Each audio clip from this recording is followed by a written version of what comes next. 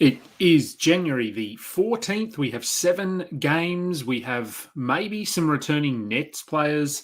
Kyrie Irving maybe returning. Emmanuel quickly likely going to miss some more time here. And Joel Embiid still sidelined. This is the Tuesday pregame show. Let's go balls deep. I'm the type to get shit done. You the type to observe. March Madness on my speakers, but today's November 23rd. Got something loud in the blunt, yeah. I don't say what I want, yeah. Probably somewhere sunny getting tan. Foreign women in the sun, yeah. That's all that I need. That's all that I need. That's all that I need. Got my brothers with me. Got my brothers with me, and my mama's healthy. That's all that I need. Welcome to the Balls Deep podcast, brought to you by Fantasy Basketball International. I'm Adam King. Find me on Twitter and Blue Sky at AdamKing91. Find us on Google Podcasts, Apple Podcasts, Spotify, YouTube, anywhere and everywhere you consume your fantasy basketball content. Please go and subscribe to our channel, download our episodes, do all of that stuff. We are part of the Old Man Squad at Old Man Squad on Twitter. Go and follow them as well. Lots of good shows over there, including ours, but there are a lot of others as well. All right, there was no post-game show last night. Work just got really hectic yesterday. I had a massive headache. I think I was in bed by about 9 o'clock, which is about 3 hours earlier than normal for me. So obviously just needed a bit of a reset. So yes, I didn't do a show. All right, let's get into these games. 7 of them tonight. Cleveland at Indiana for the first game. The Cavs rolling with their usual stuff. No injuries. Nothing that matters. Ty Jerome, doubtful. Doesn't matter. They will look to bounce back, obviously, after their loss in the last game. Max Strus, Karis LeVert are our streaming targets here. Beyond that, no thank you.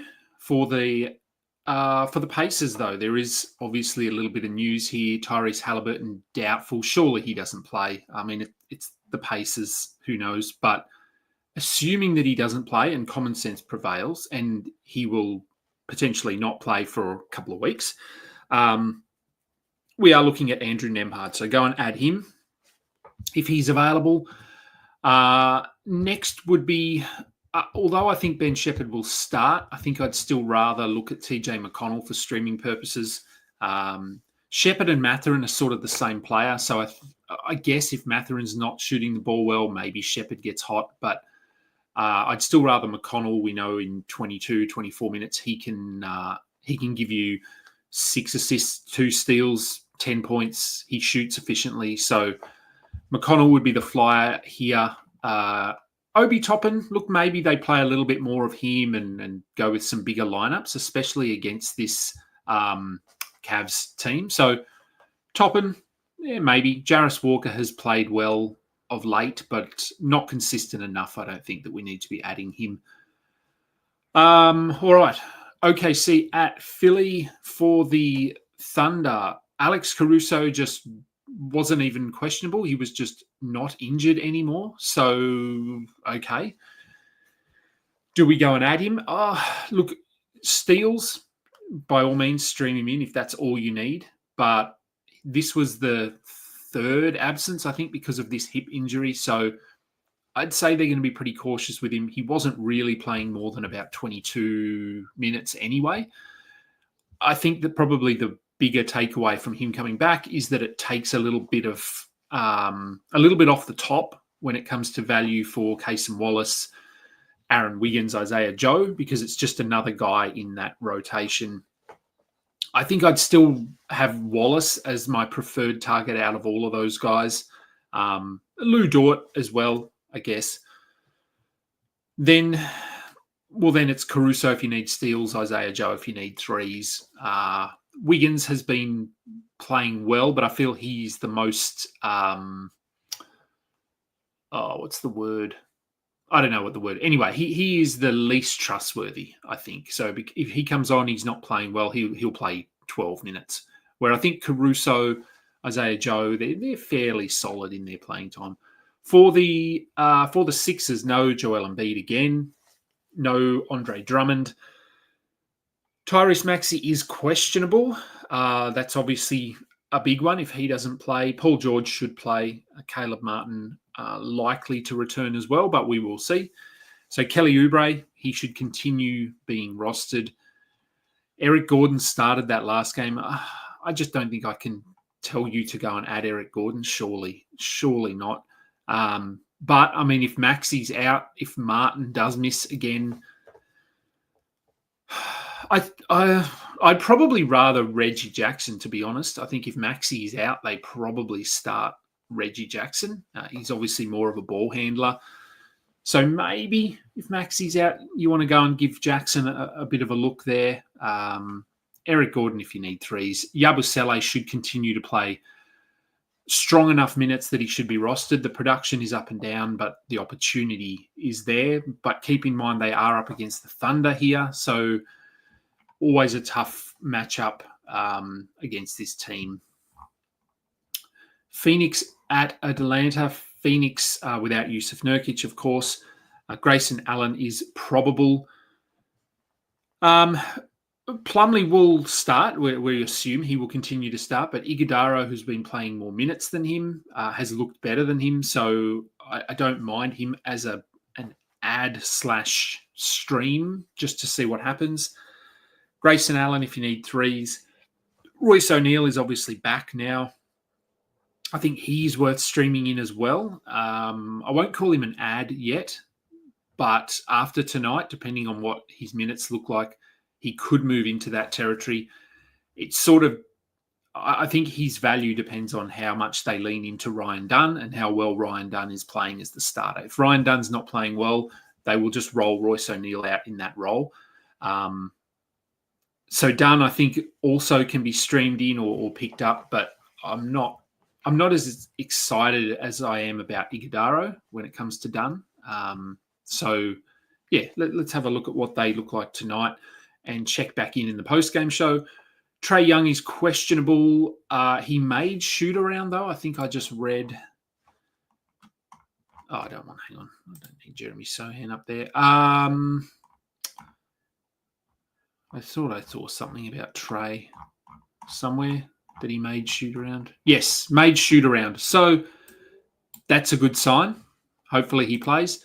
Bogdan Bogdanovic also questionable. He's just going to be questionable, I think, for the rest of the season, pretty much. So, look, Vit Krejci, he's been okay with Jalen Johnson out. Deeper leagues, maybe. You want to go and look at him. I'd have him over Ricochet, I think. Onyeka Okongwu still hasn't really made the most of this opportunity. Stream him in, pick him up, whatever you want to do. I'm losing faith in him, but I don't know. I like to be a glass half full kind of person. So I will still give him the benefit of the doubt and think that he can turn into something fantasy worthy. The Pelicans up against the Bulls. DeJounte Murray will play. He was questionable with an elbow, I think, and calf or something, but he will play. Zion, of course, is back. Trey Murphy is healthy. I don't know, healthy, touch wood. So Yves Missi has obviously taken a bit of a hit here. Let's have a look at his role again. He's trending towards being more of a streamer specialist. In certain builds, he might be a hold if you just need blocks and rebounds. Alvarado said I streamed him in the last game for steals and he got 0 steals in about 11 minutes. So I think he's still a stream target, but I'd certainly rather someone like a TJ McConnell tonight or an Alex Caruso. Javonte Green has sort of been in the rotation, but not. He does bits and pieces, but they're relatively healthy now. It's really just Brandon Ingram to come back. Herb Jones is likely out for the season or a significant portion of the season.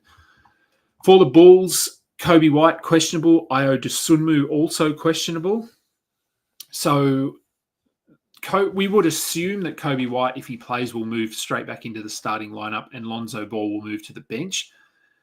But what we want to watch here is how, if both players are back, how does that impact Lonzo Ball? Because he started in that last game. He's pushed up to about 25, 26 minutes. Does he go back to 20?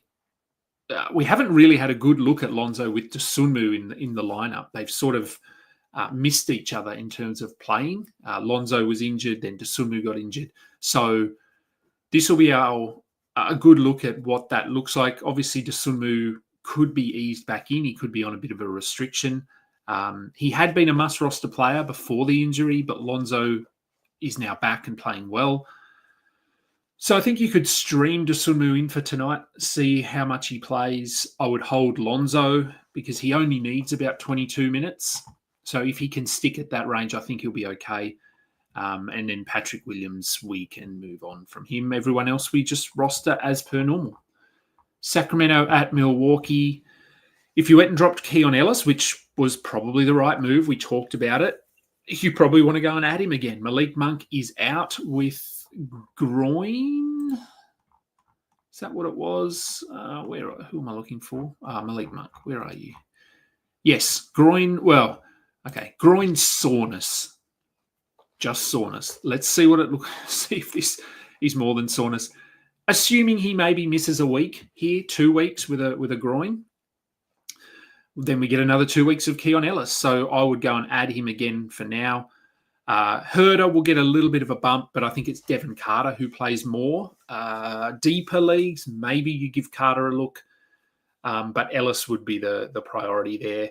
For the Bucks, Middleton is out. This is just rest management sort of thing. Giannis, he will probably play. So with him playing, with Lillard playing,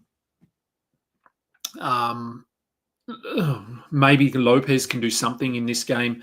Again, AJ Green, Gary Trent are our 3-point stream targets, but Trent is also questionable. So I said in the last game, I thought Green might do a bit more with Trent out. He didn't really do that. But again, I would look at him, especially if Trent is out, if you need threes tonight. Denver, fix that up a bit. Denver at Dallas. For the Nuggets, Jamal Murray is probable. Jokic is probable. This illness that keeps going on and on and on. Julian Strawther is probable. Aaron Gordon is probable. I think Aaron Gordon will probably play. He'll just be probable moving forward.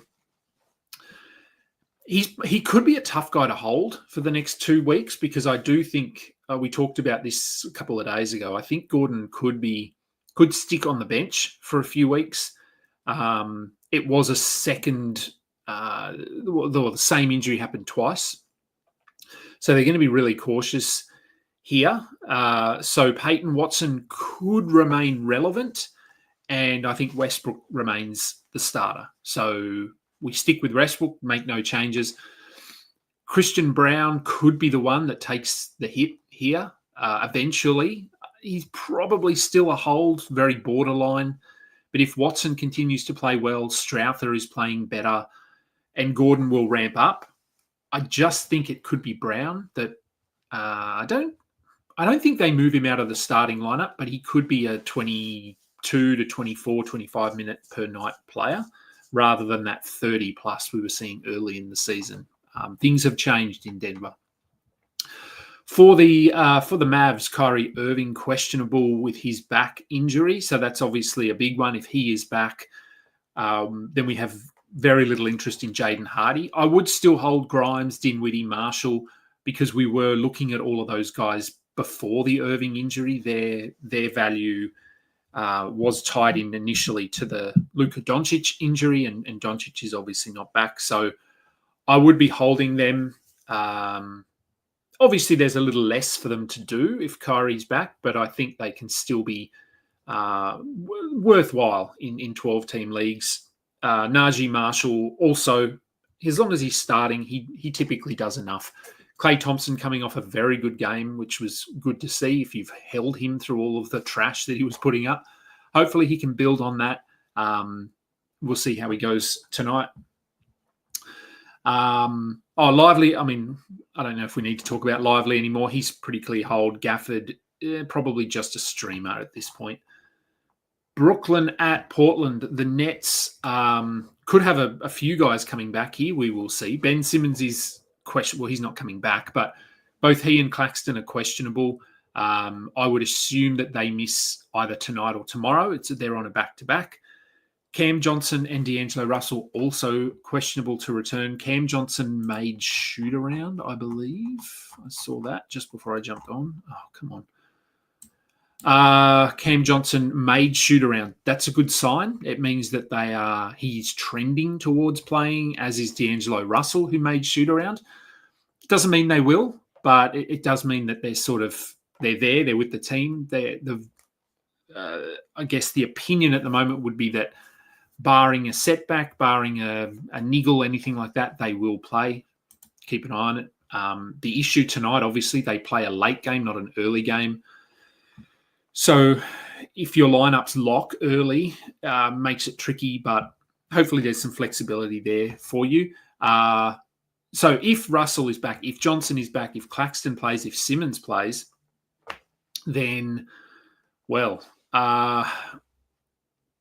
Keon Johnson had probably been one of the more consistent guys, but was bad in that last game and just didn't really play a lot.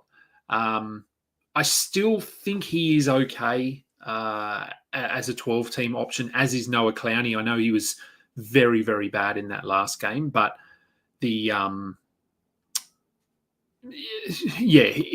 played 32 minutes. So if we look at just opportunity here, I think he will be the one getting the opportunity. Zaire Williams has looked pretty good. He will probably move to the bench, but I don't mind holding him. And then Jalen Wilson, Dayron Sharp. Obviously, if Claxton's out, we give Sharp a good look.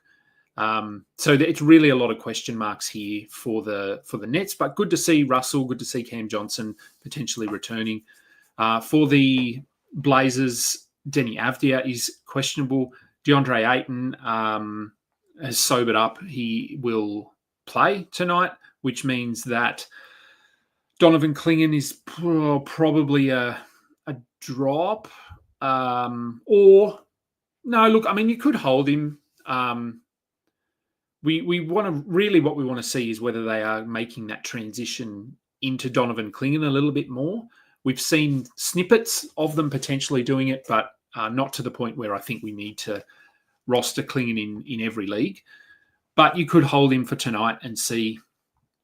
Scoot Henderson was pretty bad in that last game. I do think he is a hold as well, as is Tamani Kamara, who, much like Nick Claxton, Noah Clowney, he's getting minutes. He's starting. He's been consistent in that regard. So I would be holding Tamani Kamara.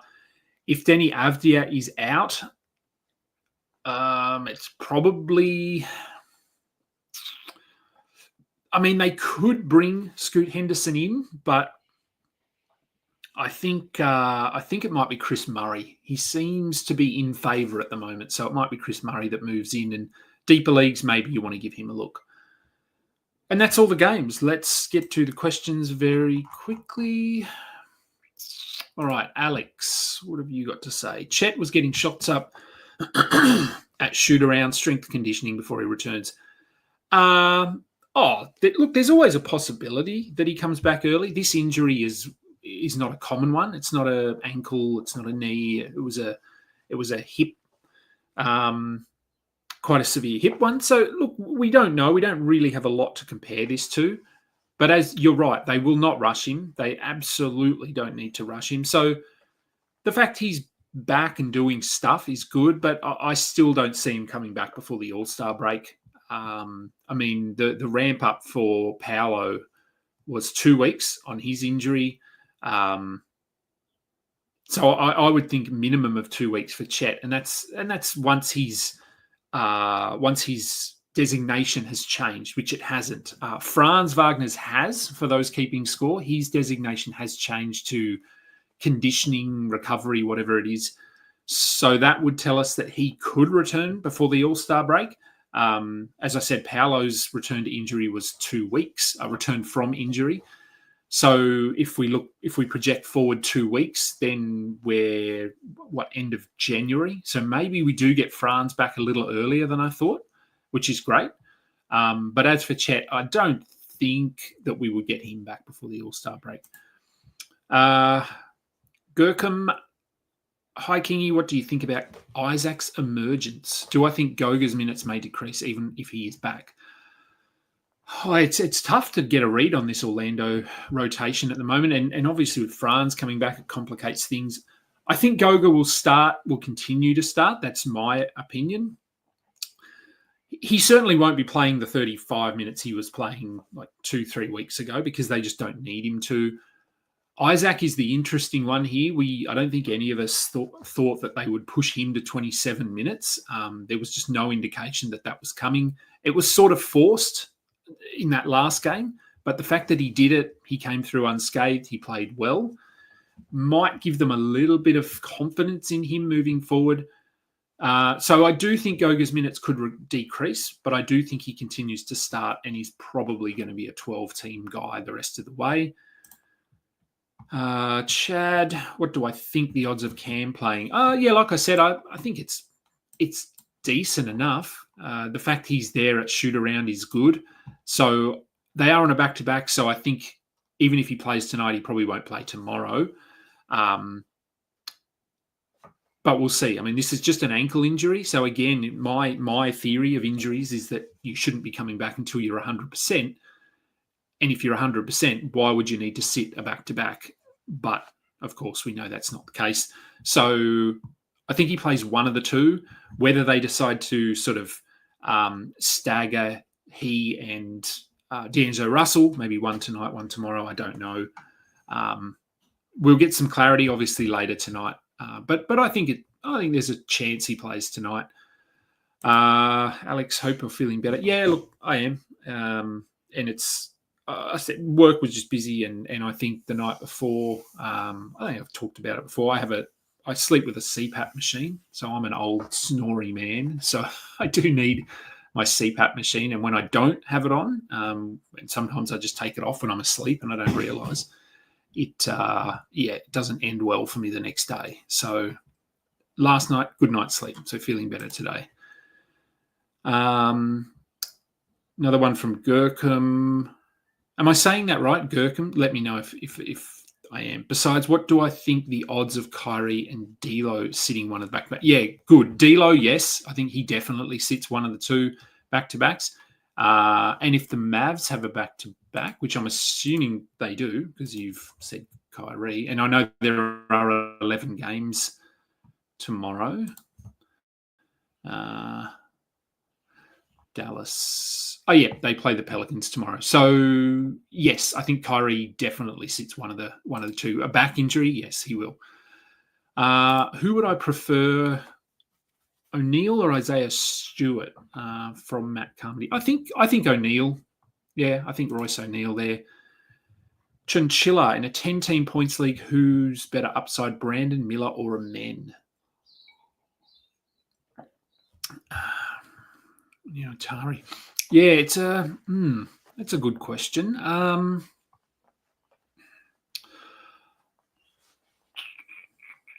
think right now it's probably Amen. Maybe. I don't know. It's pretty close. I think it's close enough that it doesn't matter. I guess if we are splitting hairs and looking long-term rest of season, it's probably Brandon Miller because Amen, eventually you would think Tari Eason will come back. Jabari Smith will come back. And we saw like a month ago, Amen was only playing 25 minutes a night. Brandon Miller is locked in big minutes every night. But on the flip side, the Hornets are trash and they could tank. They could rest Brandon Miller. He could get fake injured, real injured. Where the Rockets they're pushing for a top 2 seed in the West. So Amen Thompson is a big part of what they're doing. So I think you could make a case for both. I think assuming Miller isn't shut down, he is probably the slightly safer option, but I think it's pretty close. Alex, temperature check on my Sixers. More interested in watching Washington. Oh, that's sad. But I get it. The Sixers are hard to watch at the moment. Another question from Gurkham. Do I expect any changes in the Suns lineup after Royce is back? I don't think so. Other than it might mean that Dunn plays a little less, but I think he starts. I think he is in as their starter now. They made that pretty clear. I guess they could move away from him at some point, but as of right now, I think Dunn sticks in the starting lineup. Shining Knight loves men. Yes, that's the issue with him. He doesn't space the floor very well. I mean, he's getting better. Yeah, Monk must have had a good night. Of course he did. Rockets bad in threes. Hello, Albert. Thank you for joining us, as always. The Nuggets, Locked on Nuggets. Oh, this is from Cookie Monster. Locked on Nuggets guys keep stating the fact they want Westbrook in a bench role. Yeah, look, I can see why you would want Westbrook in a bench role. I think the purists, the Nuggets purists, which these guys obviously are, would really be into Jamal Murray. That makes sense. And Brown. It looks like Braun to me, but Brown. But I obviously they don't make the decisions, and the Nuggets have looked, I think, pretty good with Westbrook in the starting lineup. So,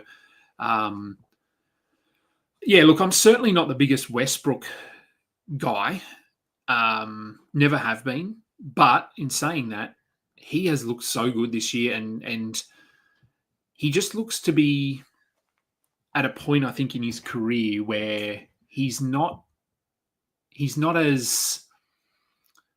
feel as entitled. Maybe that's the right word. I don't know. So he used to, a lot of players complain and whinge and whatever. He just seems to be playing basketball. He just seems pretty focused. He's enjoying himself. So it's almost like he's hit that point in his career where he's switched from superstar pressure to a role player, but a very good role player. That's what it looks like anyway to me. So, yeah, I've been really impressed with him this year.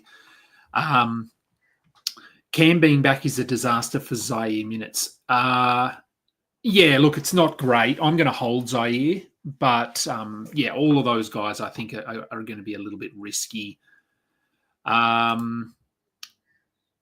Yes, Cookie Monster, I know you've been holding on to D'Lo. Look, he will play up to his potential. We saw what he did. Do I expect him to play 30? Look, he could. We don't really know a lot about what this injury was. It was a shin, I think. Yeah, so that doesn't sound like a strain. It could have been more of a contusion, like he just got a bit of a bone bruise or something like that. I'm not sure. So I think there's a chance he plays 30, but then we'll obviously maybe sit one of those two games. Will Lonzo Ball play the back-to-back? Oh, I think he might. Yeah, I think he may have played. Let me just... Where are you, Lonzo? I'm sure he's played in a back-to-back. Oh, what am I doing? Where's Chicago? Oh, here we go. Let me just have a look at whether he has...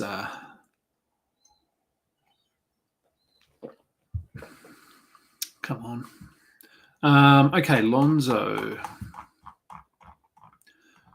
Oh, where's your game log? 12, 10, 8, 6, 4, 1, 28. Oh, maybe he hasn't. Maybe they haven't had a 21, 19, 16, 13, 8, 6, 2.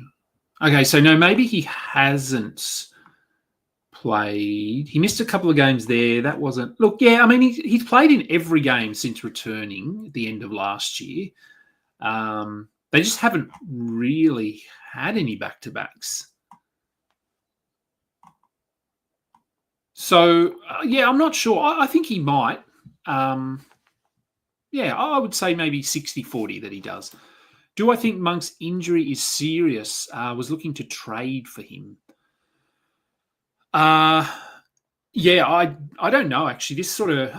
groin is always tricky, as we know. And I think should be at least 1 to 2 weeks minimum. So I probably wouldn't be looking to trade for him at this point. CPAP machines are alive. Yeah, they are. I have to take it everywhere with me when I go, like when I travel overseas or anything like that. I always have my little bag with me. And interesting story. Have we got time? We've got time. Interesting story. I was at an airport in, I think it was New Orleans, but I can't remember. No, maybe it wasn't. Anyway, no, maybe it was Dallas. I don't know. I was at an airport when I was over in the States last year before, and the CPAP machine comes in a bag. It's sort of, I'm going to talk centimeters. It's about a foot wide. Yeah, maybe a foot wide and sort of so high. And anyway, I carry it with me. It's carry on. I'm allowed to take it with me on the plane. It's sort of extra medical, whatever. So I had it on my shoulder, and when I was checking my bags through my suitcase, I put it on the floor with my. Oh no, I probably left my backpack on. So I put it on the floor because it just hangs over my shoulder. And we did all the stuff, did all the checking in. They did the bags and stuff. And then, of course, I'm there with a friend. So we were talking, and we just walked off, and we got into the line where we do our carry-on and go through the scanners and all of that sort of stuff. And we got sort of halfway through the line, and I thought, oh, crap, I've left my CPAP machine at the check-in counter. So I had to jump out of the line, and I went and I spoke to one of the ladies who was sitting there, and she asked me, do I know where it is? I said, yep, I know exactly where it is. We walked over, and as we were getting closer to the desk where we'd signed in, there were cops there, there was security there. And I've gone, oh, shit. And, of course, abandoned bag sitting at the check-in doesn't look good. And we went up to them, and I said, that's mine. And nothing happened. I'm lucky I wasn't at LAX or something, I think. But, they just said, remember to take it with you. But it had to be scanned and all this stuff. And so, note to self, don't leave that on the floor. And now whenever I travel, I don't put it down. I hold it because it could have ended a lot worse for me. I was very lucky. Have I let the intrusive thoughts win and done your best Bane impersonation? I have not. No, I have not. Sadly, maybe. Amen has a better chance of being the best guy on the court for his team. Yeah, look, Amen, I think, has probably more upside. But I do think that, like I said, I think Miller is a little bit safer in terms of his role, but could also be shut down.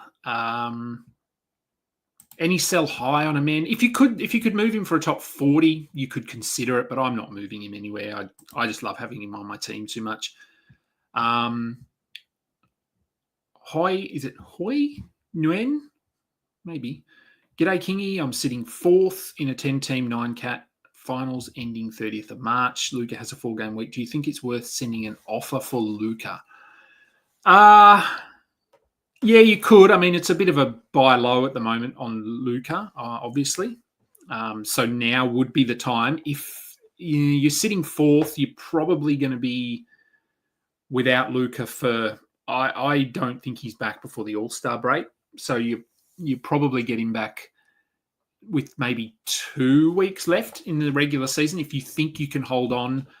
Look, I'd probably send out a top, maybe top 50 player for him, top 40. I don't know if you'd get him. Just send something out and see what they say. Just say, I'm interested in Luca. It would also depend on where that team is sitting. If the team with Luca is sitting lower in the standings, then they're more likely to move him. If they're sitting first or second, they're not going to move him. So send out an offer, see what they come back with. Shining Knight has been watching the Test documentary, and you actually like the Aussie cricket team. Well, that's good to know. I don't know if we've been thrashing you for decades, so you're an Indian fan. I love the Australia-India rivalry. I know Australia-England is a big thing, the Ashes and that sort of thing, but personally, I like the Australia-India rivalry better. I think it's more, I won't say heated, I just think it's a better rivalry. The Ashes sort of has a lot more history, but we tend to beat England a bit easier, so...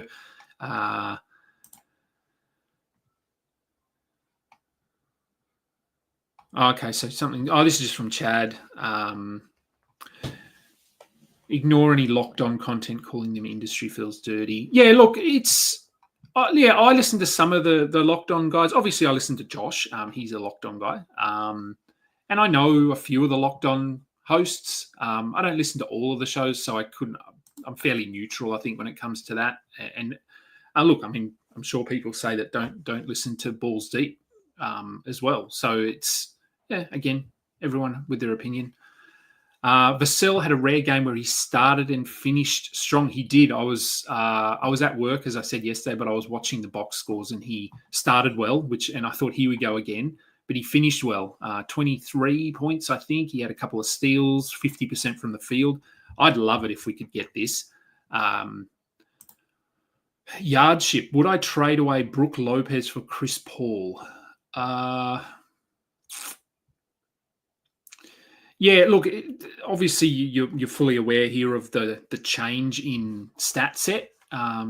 If you're already second in assists, I probably wouldn't. I think overall, if we were just sort of broadly speaking, I would say yes. But if you're second in assists already, Chris Paul would obviously push you to first, but blocks are one of those harder categories to find on the wire, consistent blocks. So I think that hit you take, and Lopez, look, his role is very secure here. The Bucks are pushing for the playoffs. So although he hasn't been super great, he still gets blocks that he can fall back on that. So I don't think I would if you're second in assists.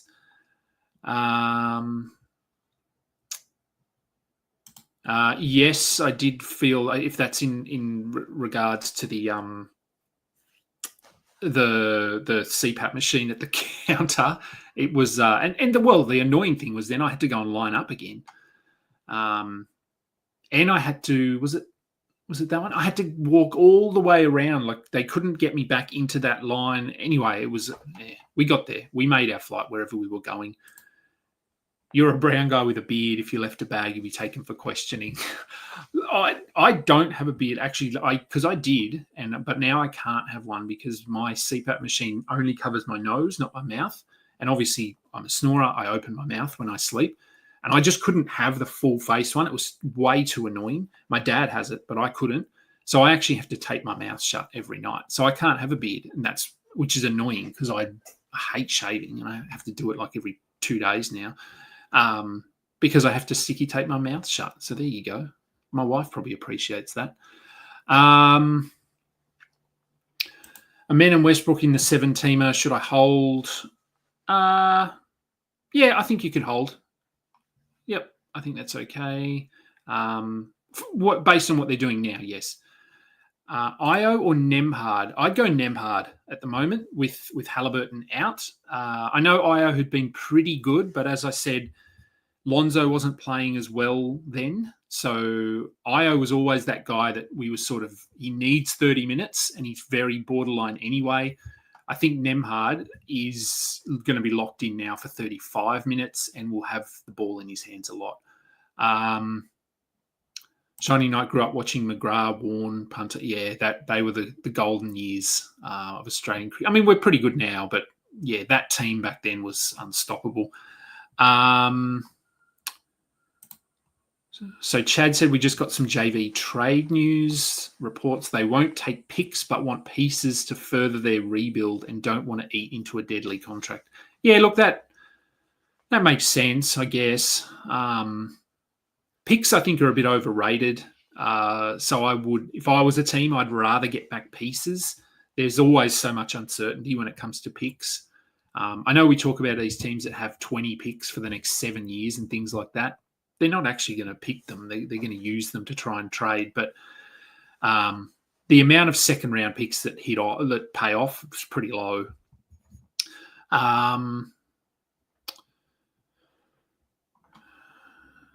Yeah, I can keep very light stubble, but the tape doesn't stick very well. I can, but it's just easier to not, I think. All right. Yeah, probably a no deal involving Zeke Naji. Yeah, I don't think the Wizards would want him. All right. That'll do, I think. Good questions. Thanks, everyone. I'll go and have some breakfast, get ready for work. There will be a post-game show today. I know work won't be as busy. I'm working from home. So, yes, there will be a post-game show. It's looking like, so Trade Talk will be back this week on Friday, but it will be 3 p.m., not 4 p.m. So Raf Johnson will be joining me from 3 p.m. and I'll then do the pre-game show after that. But I'll remind you all closer to the time. But no, the Savo tonight, whatever. I'll be back post-game show. Lots to talk about. Thank you, everyone, for tuning in today. Please, again, go and download and do all of that stuff. I'm sure you all have by now. But, we appreciate it. I'm Adam King. This has been the Bulls Deep pre-game show. Until next time, catch up. You just listened to another episode from the Fantasy Basketball International Podcast Network. Thanks for joining us. And for more information about joining our community, please check out